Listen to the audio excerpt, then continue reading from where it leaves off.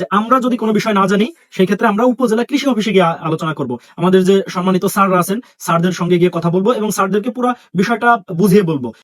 BPH বলতে যেটার সংক্ষিপ্ত রূপ, এটার পূর্ণ রূপ হচ্ছে brown plant hopper. Brown plant hopper এটা হচ্ছে বিপিএইচ। এটা আসলে কারেন্ট পোকা বলতে কৃষক ভালো বোঝে, এই জন্য হচ্ছে আমি কারেন্ট পোকা বলি।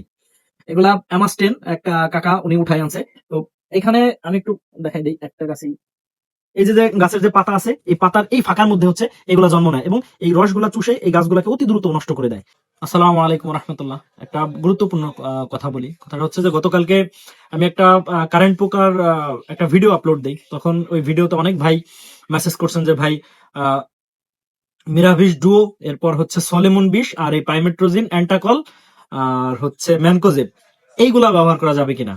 তো এখানে যে বিষয়টা আমি একটু ক্লিয়ার করে বলি, আমি ইতিপূর্বেও বলেছি আবারও বলছি, সবাই একটু লক্ষ্য করে শুনবেন যে পাইমেট্রোজিন গ্রুপ যখন ব্যবহার করবেন তখন এর সঙ্গে আর কোনো পোকার বিষ ব্যবহার করার দরকার নেই।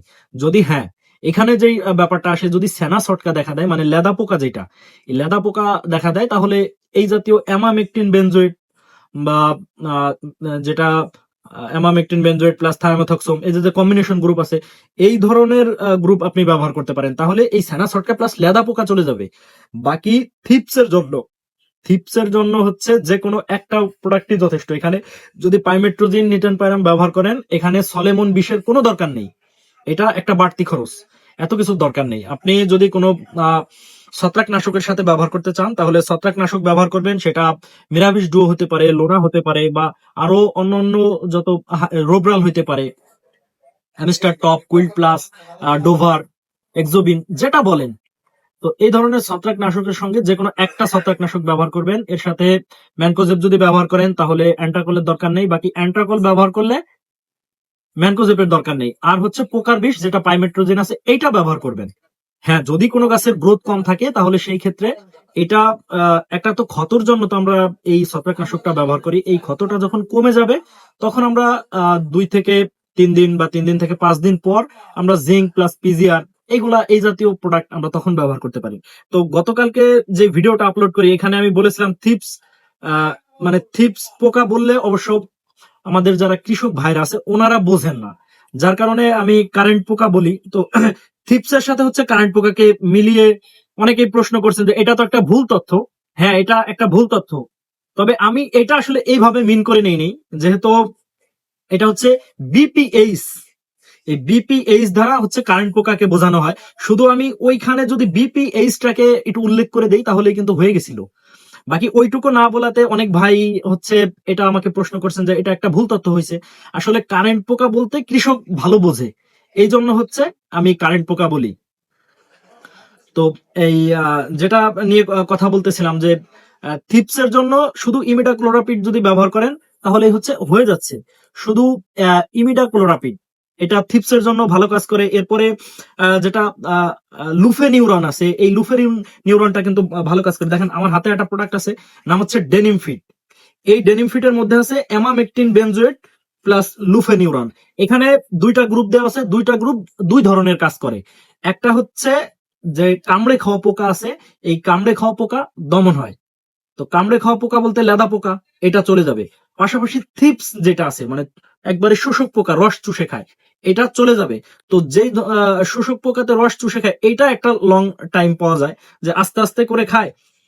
যেটা বিপিএইচ এর কথা বলতেছিলাম, যে বিপিএইচ বলতে যেটার সংক্ষিপ্ত রূপ, এটার পূর্ণ রূপ হচ্ছে brown plant hopper.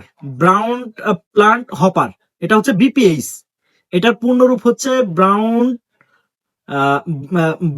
Plant hopper, এটা হচ্ছে পূর্ণরূপ। এইটা ধারা হচ্ছে কারেন্ট পোকাকে বোঝায়, যেই কারেন্ট পোকা আমি বলেছিলাম যে 24 ঘন্টা থেকে 48 ঘন্টার মধ্যে একটা জমি শেষ করে দিতে পারে। তো এটা হচ্ছে একটা ব্যাপার।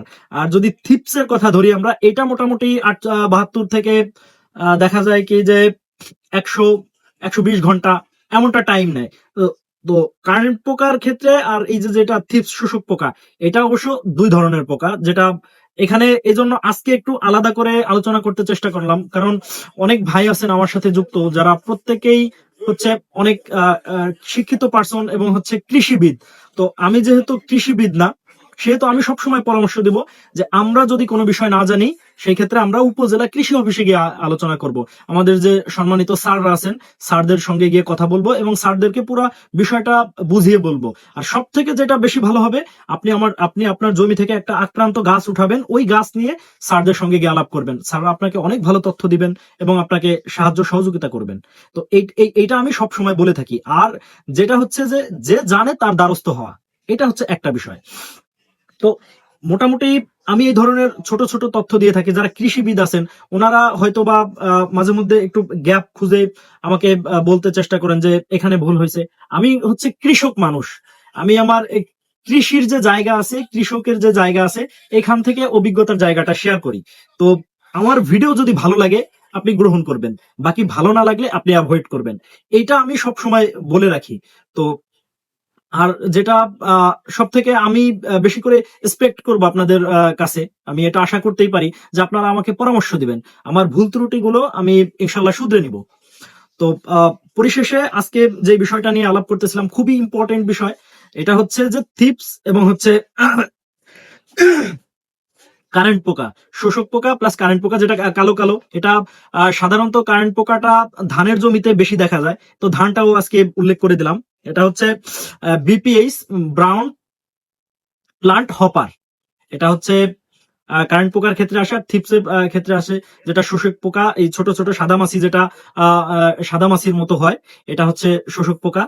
এখানে অ্যাসিটাপিরিমিড দিলেও চলে যায়। তো এই ধরনের পোকা আস্তে আস্তে, যেহেতু পেঁয়াজে গরম পড়বে, দেখেন আমি একটু দেখাই দিই, আমার হাতে আছে হচ্ছে এগুলো অ্যামাস্টেন। এগুলা অ্যামাস্টেন এক কাকা উনি উঠাই আনছে। তো এখানে আমি একটু দেখাই দিই একটা গাছি, এই যে গাছের যে পাতা আছে, এই পাতার এই ফাঁকার মধ্যে হচ্ছে এগুলা জন্ম নেয় এবং এই রসগুলা চুষে এই গাছগুলাকে অতি দ্রুত নষ্ট করে দেয়। এটা অনেক সময় দেখা যায় কি যে জমি পেকে গেছে, অনেকেই ভুল করে উঠাই ওই পেঁয়াজটা সংরক্ষণ করেন, এটা একটা ভুল। আপনি যদি কোনো কাঁচা পেঁয়াজ, মানে একেবারে কাঁচা পেঁয়াজ উঠায় সংরক্ষণ করেন, এটা দ্রুত পচনশীল হবে। এই পেঁয়াজটা এখনো পাকে নাই, একেবারে পাকে নাই। এটা যত পাকবে আঁশকোষ তত টাইট হবে, আর আঁশকোষ যখন টাইট হবে, তবে আঁশকোষ নিয়ে আমি একটা ভিডিও দিতে চেষ্টা করব, যে এটা টাইট করার একটা উপায়, এটা নিয়ে একটা ভিডিও দিতে চেষ্টা করব। আর আরো একটা বিষয়, যে বিষয়টা হচ্ছে যে পাইমেট্রোজিন নিটেন পাইরাম, এটা হচ্ছে গ্রুপ নেম। এটা যে কোনো কোম্পানির যে কোনো নামের হইতে পারে, একটা নাম এটা ব্যবহার করতে হবে এমন না। যেমন রাউটার, এটা সম্ভবত টেন্সের একটা প্রোডাক্ট। এরপরে হচ্ছে বাংলাদেশ এগ্রিকালচারের আছে, কি নাম যেন আপনাদের, র্যান্ডম স্টার প্লাস। এরপরে এসিআই আছে পাইরাজিন, এই যে ভ্যালেন্টেকের আছে হচ্ছে লাইনার। এগুলা এক এক নামে এক একটা, বাকি গ্রুপ সব এক। আমি আপনি মানুষ, কিন্তু আমার আপনার নাম ভিন্ন আছে। তো এইখানে এই মানুষ যেই ব্যাপারটা আসছে, তো এখানে গ্রুপ, গ্রুপ প্লাস হচ্ছে নাম। তো নাম যে কোনো নামে আসতে পারে, বাকি গ্রুপ ঠিক থাকলেই হবে। আপনি ব্যবহার করেন, ইনশাল্লাহ উপকৃত হবেন।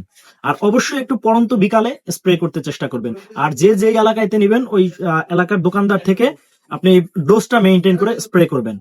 তো সকলে ভালো থাকবেন, সুস্থ থাকবেন। আল্লাহ হাফেজ।